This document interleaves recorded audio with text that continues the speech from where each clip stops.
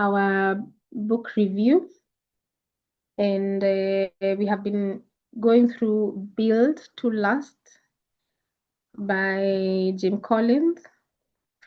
And today we are going to go through the second part of chapter 3, where Dr. Cynthia left us last week. And we are looking at core ideology, more than profits. That's the title. And the core ideology really is the heart of a visionary company. It's made up of two parts. One, the core values, and the purpose of a company. And today we are just going to define, or we're going to go through the definitions and the characteristics of what are core values, how do they look like, and whether we are leaders by being managers or CEOs or entrepreneurs, how do we ensure that we have authentically determined our core values and purpose.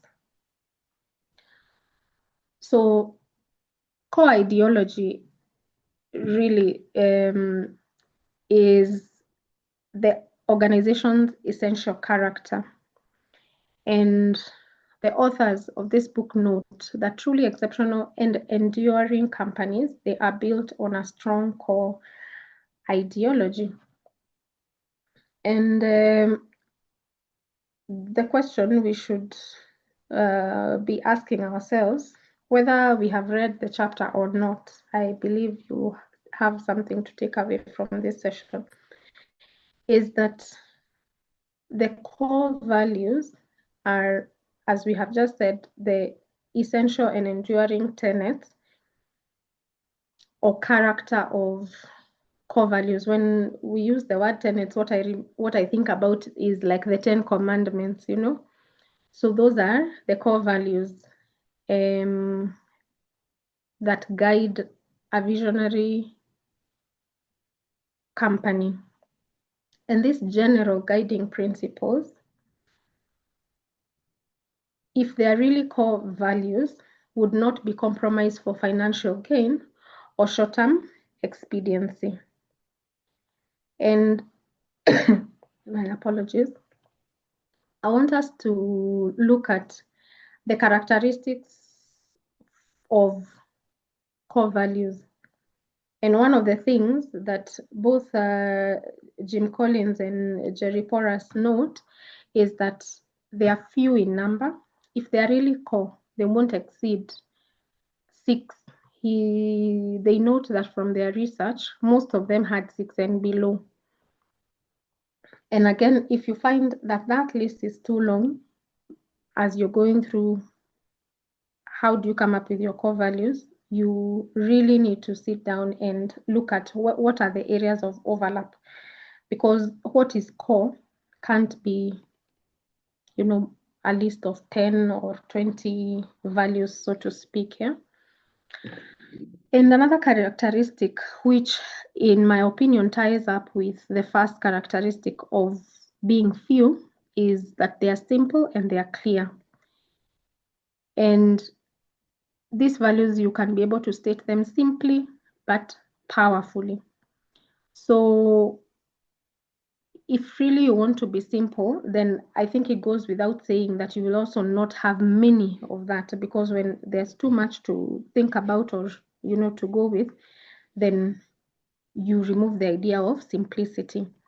Walmart may be thinking about serving the customer, or the Packard and I forget the other guy's name, that their core value was respecting and having concern for the customer.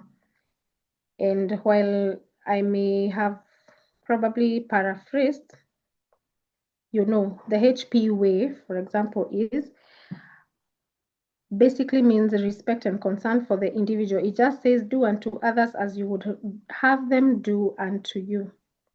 That's really core.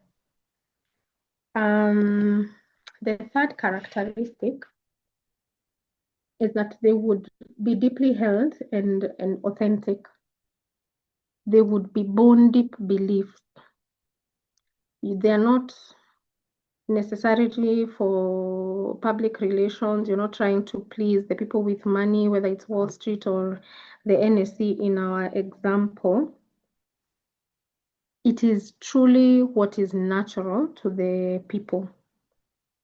No, you don't sit and think, how do we come up with a beautiful sounding core value that would look good on paper, so to speak? No, it's something that is deep within, it's authentic, it's natural, just as breathing is natural. The fourth characteristic of a core value is the fact that it would be timeless.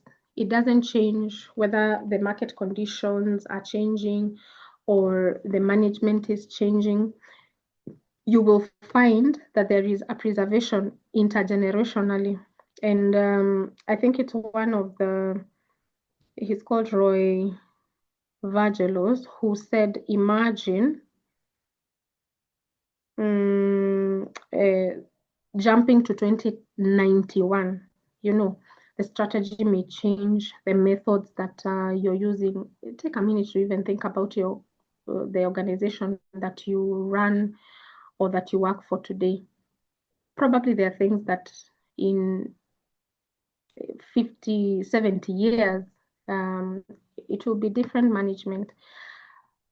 The world could have leapfrogged, I don't know how many, years, or in terms of the innovations, technologies that will be there.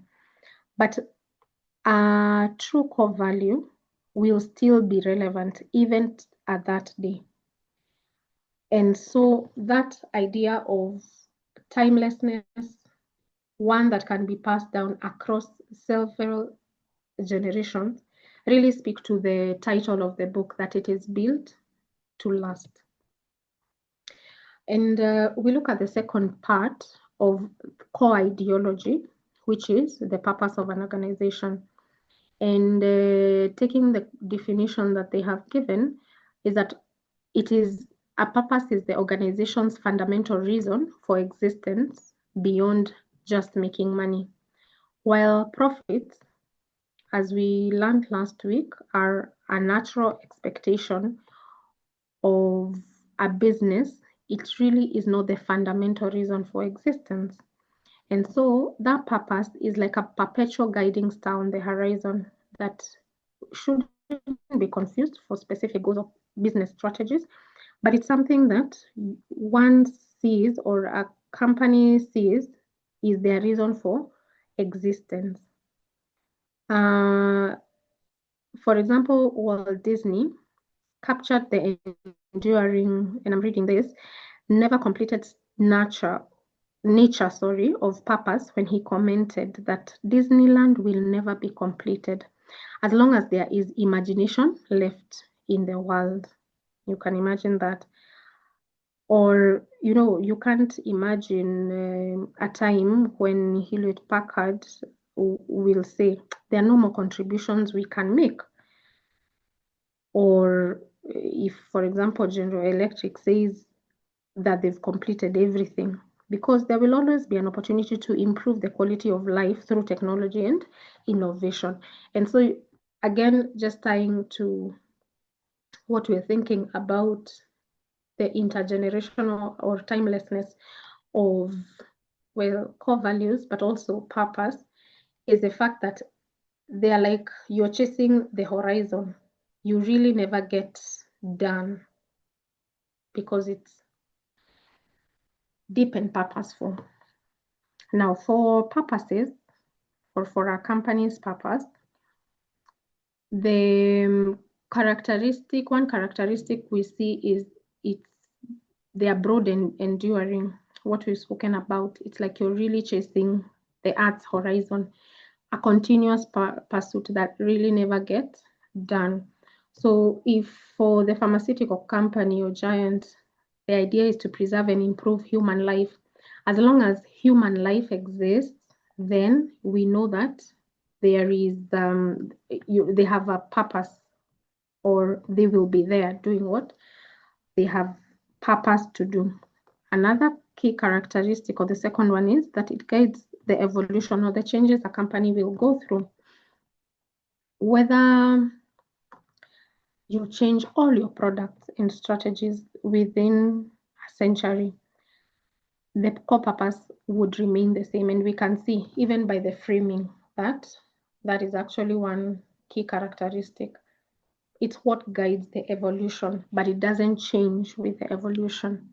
The third and final characteristic that we would be looking at where purpose is concerned would be that purpose is authentic, even if it's not unique. The most important part is that it should be something deeply believed and consistently lived out, while noting that many companies, many individuals, many departments can share a similar purpose. For example, the space you're in right now, chances are excellent that there are in the world at least 1,000 other people doing the same thing. When maybe let me use the case of S5. Sorry, it's fine. How many firms in accountancy or tax are there? So they may share the same purpose. But the most important thing is that whatever purpose S5, for example, finds themselves adopting, it needs to be theirs, authentic, and lived consistently. And one of the things we were cautioned about is that in the process of developing core values or purpose, we should avoid the temptation of going and Googling the visionary companies and mimicking or copying what they are doing. That takes away the idea of authenticity. So while yes, there may be overlaps or even similarities in purposes, let it come from deep within. That is the only way I believe that you would be able to consistently live it out given the changing environment that and seasons and management that would happen along the path. So how do you identify purpose? That's as we conclude the session. How do you identify your why? How do you answer the question of why do you exist? Why does company X exist? The authors tell us that one question to ask is, why should we just shut down the organization, sell every asset? When you're able to answer to that question, that is really your purpose. They also tell us to not use products or customer segments as the reason for our existence. Don't say we exist to sell cars to high-end customers. Or in the case that we have here, we exist to make cartoons. The proposal is that you use imagination to bring happiness.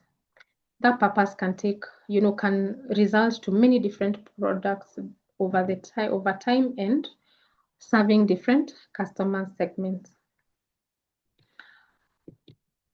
Now, while the emphasis has been for CEOs, leaders of organizations, for those who are managers employed within various organizations, this chapter, this idea of the core ideology, core values, and purpose are still relevant to you. You can use that if your organization has a core ideology, you can bring it down to your department's level, for example, and ask yourself, in your team? What is your department's reason for being? What would be lost if that department was closed down? That's one of the ways to really determine what's the purpose of my particular department that I lead, that portion that I lead within a larger organization. And it got me thinking that yes, you can cascade it down from the leadership of a company to a managerial position, but even to an individual position. What's really the purpose that you're serving within an organization? What is that special, authentic contribution you bring on board that if you were to leave and go elsewhere, it would cease to exist, and you wake up knowing that that is what you bring. And maybe I would like to hear if there's someone who already has a core value, a purpose for their organization. Maybe you could be thinking about sharing that as we wind up. How about entrepreneurs? The earlier the better, coming up with your core ideology. Thinking about the reason why you exist beyond just profits. And we are encouraged to make time, do it consciously. Don't allow it, let it not be a result of, an accident, or as we are told, don't copy from or mimic others who are in the space. So if we could take away just one thing, it would be, in my opinion, authenticity. That core ideology is not a calculated strategy for how you will make a lot of wealth, while the companies who have core ideologies, like I think I was looking at the pharmaceutical market, their annual profit is like an eighth of our budget. They do make money, but that was not the reason why they came up with what they exist to do.